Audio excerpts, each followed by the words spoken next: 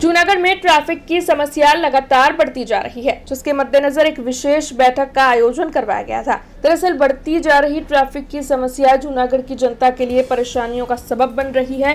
तब auto rickshaw चालक, DJ और म्यूजिक वालों के साथ एक विशेष बैठक कर उन्हें ट्रैफिक नियमन के बारे में जानकारियां मुहैया करवाई गई थी। इस दौरान एसपी सुबोध उड़ेदरा और ट्रैफिक डीवाईएसपी पटनी साहब विशेष तौर पर मौजूद रहे थे और उनकी ओर से इन सभी को जो वहां पर मौजूद थे ट्रैफिक नियमन के बारे में जानकारियां मुहैया करवाई गई थी। मुख्य मार्गों पर ट्रैफिक की समस्या लोगों के लिए सिर का दर्द बन गई है। जहां तहां पार्किंग करने की वजह से जो है लोग परेशान हो रहे हैं, तो खास तौर पर ऑटो रिक्शा चालकों को इस बारे में सूचनाएं दी गई थी, अपील की गई थी।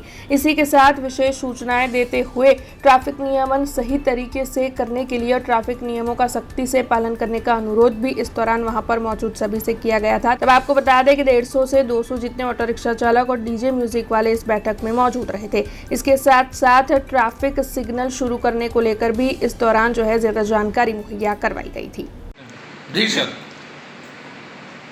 जय हिंद। जूनागढ़ जिला में आज रोज रिक्शा एसोसिएशन, म्यूजिक सिस्टम चलावना तेमज डीजेना जे वेपारीगण है एमनी साथे एक पुलिस अधीक्षक श्री सुबोध उड़ेदरा साहेबनी अध्यक्षता में मीटिंगનું आयोजन करेલું હતું।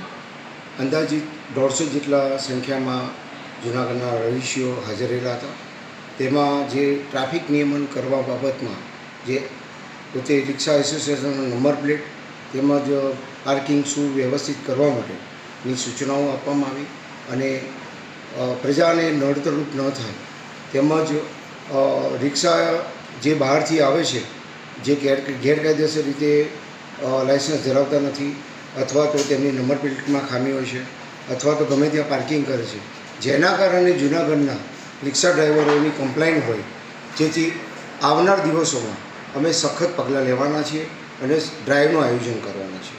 આવી ગેરકાયદેસર રિક્ષાઓ બહારથી આવી અને જૂનાગઢની પરિસ્થિતિ ટ્રાફિક નિયમનમાં જે ખરાબ અસર કરી રહ્યા છે તેને કંટ્રોલિંગ કરવાની ટ્રાફિક તેમજ ABC પોલીસ સ્ટેશનના અધિકારીશ્રીઓ પણ હાજર રહેલા અને અમે ખાતરી આપીએ છીએ કે હવે પછી આ રીતેની સિસ્ટમમાં જરૂર સુધારો લાવીશું।